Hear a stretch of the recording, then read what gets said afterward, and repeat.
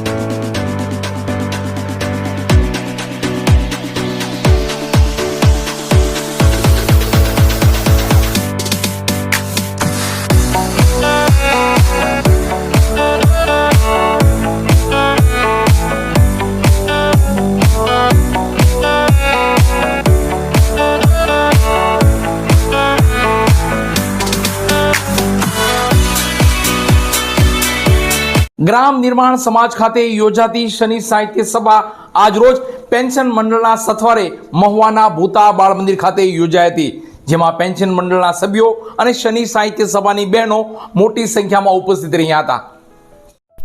આજરોજ શનિ સાહિત્ય સભા ભૂતા બાળ મંદિર ખાતે ઢળતી સાંજનો ઉત્સાહ વધારવા પેન્શન મંડળના નેજા હેઠળ યોજવામાં આવી હતી. ગ્રામ નિર્માણ સમાજની ઓફિસ ખાતે હર શનિવારે શનિ સાહિત્ય સભા યોજાય છે, જેમાં નાની બાળાઓ, યુવતીઓ, મહિલાઓ પોતાની સ્વરચિત કાવ્ય રચનાઓ લખી આ શનિ સાહિત્ય સભામાં રજૂ કરતી હોય છે.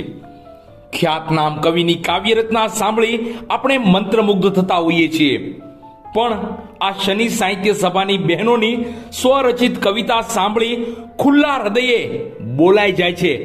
વાહ, ક્યા બાત હૈ. ત્યારે ગત શનિ સાહિત્ય સભા મહુવા શહેરના ભૂતા બાળ મંદિર ખાતે યોજાઈ હતી અને આ શનિ સાહિત્ય સભા મહુવા પેન્શન મંડળના નેજા હેઠળ અને તેના સહયોગથી યોજવામાં આવી હતી. આ શનિ સાહિત્ય સભાનું મંચ સંચાલન જયશ્રીબેન ભટ્ટ અને કેતકીબેન દેસાઈએ કર્યું હતું. તો શનિ સાહિત્ય સભામાં પેન્શન મંડળના ગુર્જર સાહેબ, વિજયભાઈ વૈદ, દિનેશભાઈ, પુરોહિત કાકા અને પેન્શન મંડળના આગેવાનો, ભાઈઓ, બહેનો મોટી સંખ્યામાં ઉપસ્થિત રહ્યા હતા. તો ગ્રામ નિર્માણ સમાજના ઇસ્માઇલભાઈ કલાણિયા અને સુરભી ચેરિટેબલ ટ્રસ્ટના જિગ્નેશભાઈ પણ ખાસ ઉપસ્થિત રહ્યા હતા. પેન્શન મંડળ દ્વારા શનિ સાહિત્ય સભાની બહેનોને મોમેન્ટ અર્પણ કરવામાં આવ્યા હતા. રચનાનું શીર્ષક છે કેવું લાગે. જો રાત આખી તારા સપનામાં જાગું તો કેવું લાગે. જો રાત આખી તારા સપનામાં જાગું તો કેવું લાગે. મેં હું અચાનક સામે આવી આંખ મીચું તો કેવું લાગે. મેં હું અચાનક સામે આવી આંખ મીચું તો કેવું લાગે. તું પ્રેમના બાગમાં એક ભમરાની જેમ ગુંજતી હોય. તું પ્રેમના બાગમાં એક ભમરાની જેમ ગુંજતી હોય ને હું અચાનક કોઈ ડાળીનું પુષ્પ બની જાઉં તો કેવું લાગે. ને હું અચાનક મારા આવવાની રાહ જોતી હોય. તું ઝરૂખે ઊભી ઊભી મારા આવવાની રાહ જોતી હોય ને હું આવી સંતાઈને તને ભીંજવી જાઉં તો કેવું લાગે.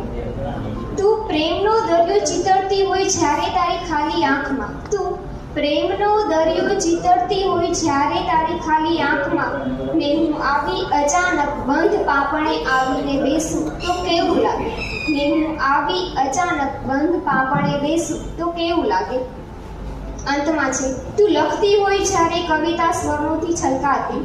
તું લખતી હોય કવિતા જ્યારે સ્વરનોથી છલકાતી, ત્યારે હું અચાનક અક્ષર બની પ્રગટું તો કેવું લાગે. ત્યારે અચાનક હું અક્ષર બની પ્રગટું તો કેવું લાગે. જો રાત આખી તારા સપનામાં જાગું તો કેવું લાગે. ને અચાનક સામે આવી આંખ નીચું તો કેવું લાગે. ફાઇલમાં અભ્યાસ કરું છું. આ મારું કાવ્યનું શીર્ષક છે યાદ. વીતેલી વાતોને યાદ કરી તો આંસુ પણ છલકાય ગયા. વીતેલી વાતોને યાદ કરી તો આંસુ પણ છલકાય ગયા. કેટલાક સંબંધો જીવનની સાથે આમ જ વણાઈ ગયા. તેમના પગલાં કાયમ માટે યાદ રહી ગયા. તેમના પગલાં કાયમ માટે યાદ રહી ગયા. અણુ અણુમાં પણ એ પળને નિહાળું છું. નયનની કીકીમાં પણ એ વસાઈ ગયા. ભૂલાઈ જવાના હતા એ યાદ રહી ગયા. ભૂલાઈ જવાના હતા એ યાદ રહી ગયા ને ભીતરેથી મને સાદ દઈ ગયા. ફૂલો લઈ બાગમાંથી નીકળી ગયા. ફૂલો લઈ બાગમાંથી નીકળી ગયા ને અમારા હાથમાં કાંટા રહી ગયા. સમજતા આ અતૂટ બંધન જેને, સમજતા આ અતૂટ બંધન જેને, એ તો ફક્ત યાદ જ બનીને રહી ગયા. એ તો ફક્ત યાદ જ બનીને રહી ગયા હશે.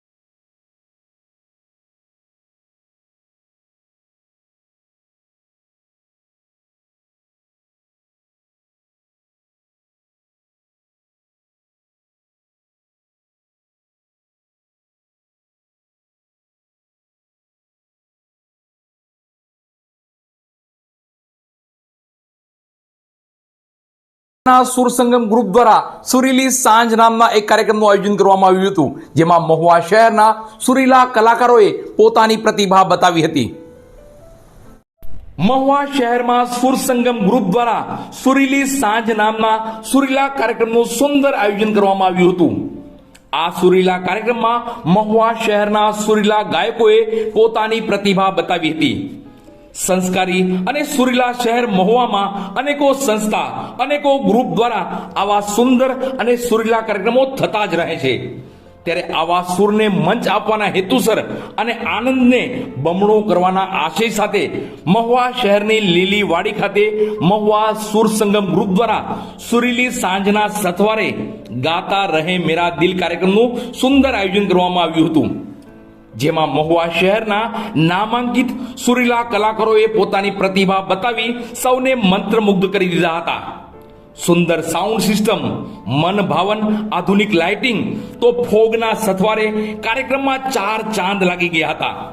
સુરીલા કલાકારોની જો વાત કરીએ તો મૂળશંકરભાઈ જોશી, ભરતભાઈ મકવાણા, પિયુષભાઈ ભટ્ટ, સચિનભાઈ સોની, દીપકભાઈ મહેતા, પ્રીતલબેન મહેતા તો મહુવા નગરપાલિકાના પૂર્વ પ્રમુખ રમેશભાઈ મકવાણાએ પણ પોતાની પ્રતિભા બતાવી દેખાડી દીધું કે રાજકીય ક્ષેત્ર જ નહીં પણ સુરીલા મંચ પર પણ હું આગળની હરોળમાં જ રહીશ. રમેશભાઈ મકવાણાનું અહીં સુરીલું રૂપ નજરે પડ્યું હતું. તો મહુવા પાલિકાના પૂર્વ પ્રમુખ જીતેનભાઈ પંડ્યાએ પણ પોતાનો સુર રજૂ કરી પોતાનું પરફોર્મન્સ દેખાડ્યું હતું અને સૌને મંત્રમુગ્ધ કરી દીધા હતા. તો સમગ્ર કાર્યક્રમનું મંચ સંચાલન ભવતીબેન મહેતાએ કર્યું હતું.